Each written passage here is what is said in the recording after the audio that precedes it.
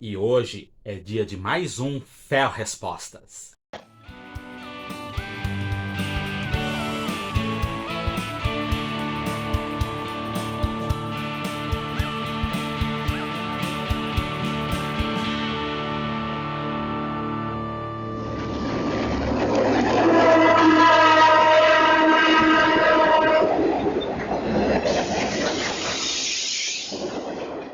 E aí pessoal, tudo bem? Antes de mais nada, considere se inscrever no canal se você ainda não é inscrito, ativar o sininho das notificações e se gostar deste vídeo, deixe seu like, pois isso fortalece bastante nossas atividades. Lembrando, nós temos vídeos novos todos os domingos às 17 horas e às vezes de quarta-feira também. Hoje nós vamos para mais uma edição de nosso Ferro Respostas, vídeo onde eu esclareço as dúvidas deixadas por nossos amigos inscritos e por nossos membros. Então, se você tem alguma dúvida ferroviária, deixe aqui nos comentários que eu posso estar selecionando para um futuro vídeo.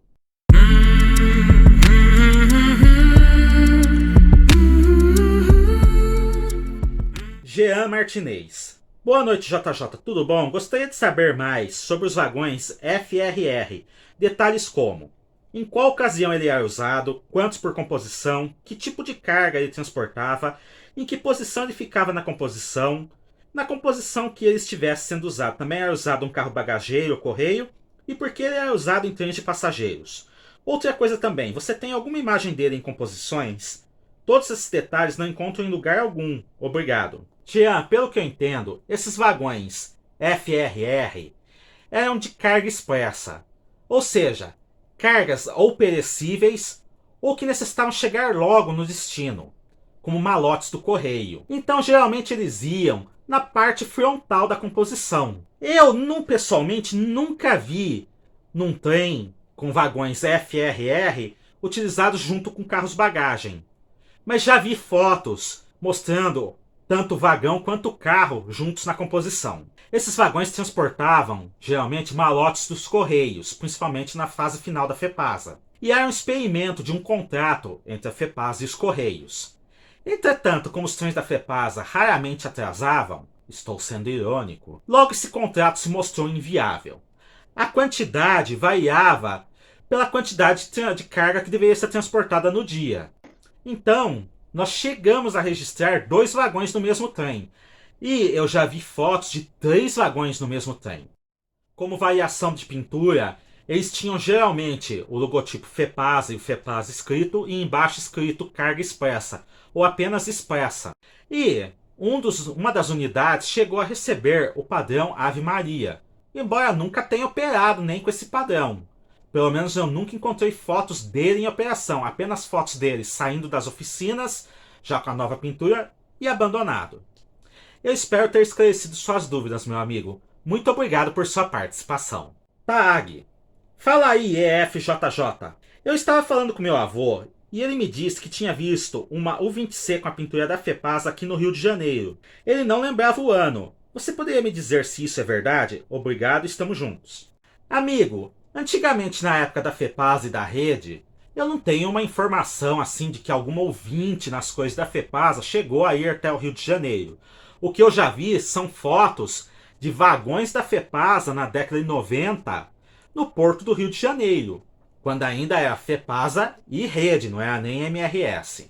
Mas, eventualmente, pode ser que alguma ouvinte C da FEPASA tenha chegado a ir no Porto do Rio de Janeiro, na época da FEPASA.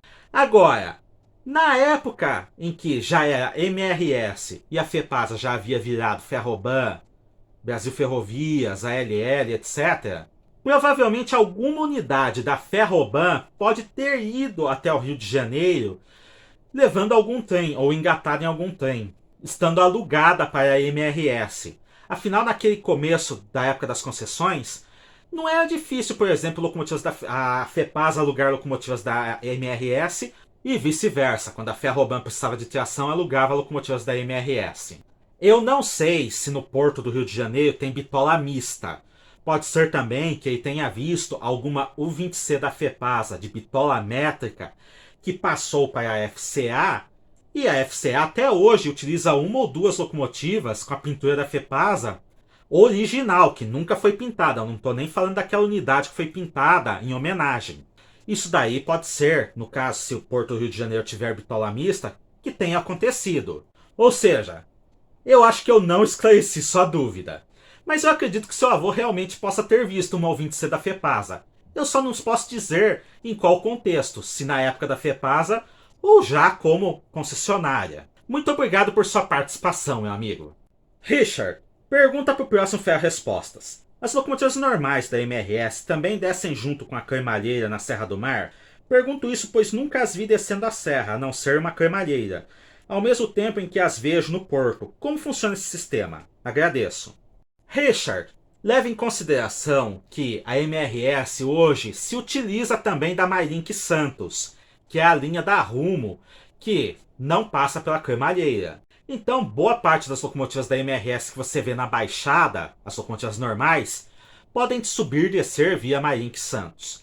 Entretanto, quando uma locomotiva normal precisa ir pelo trecho da MRS pela cremalheira, ela vai engatada nas Stradlers, como um vagão normal.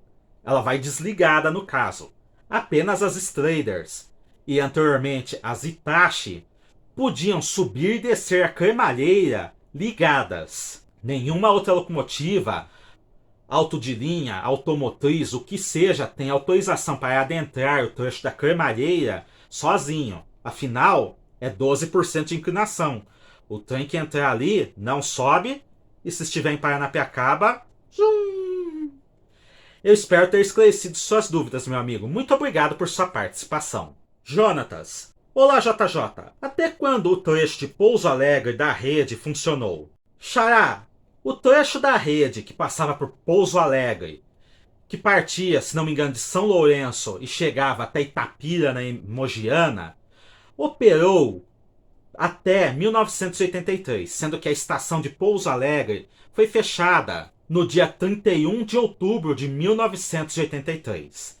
Já os trilhos foram retirados no decorrer de 1986, sendo reimplantados no pequeno trecho turístico fora da cidade, que operou um pouquinho na década de 90, mas que já não é mais parte do ramal original, embora se utilize do leito do ramal original. Eu espero ter esclarecido sua dúvida, meu amigo. Muito obrigado por sua participação. Renan Trevisan. Tem alguma chance da GP 7004 voltar a rodar? A locomotiva Live que está em Rio Claro, o que aconteceu com ela? Ela tem chance de voltar a rodar?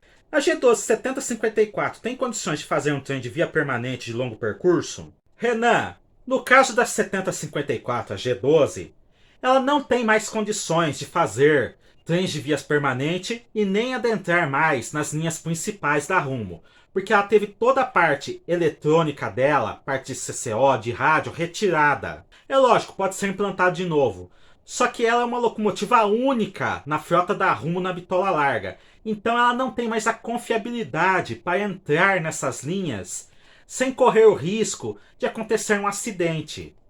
E acidente aqui que eu estou falando é explodir o motor ou dar pane na parte elétrica. Imagine essa locomotiva estar no meio do nada e ela simplesmente ter um problema no motor e o tráfego ter que parar e outra locomotiva ter que socorrer ela. Então por isso que hoje ela fica fixa nas oficinas de Araraquara, porque lá o pessoal faz praticamente um trabalho de artesão para manter ela em operação o máximo possível.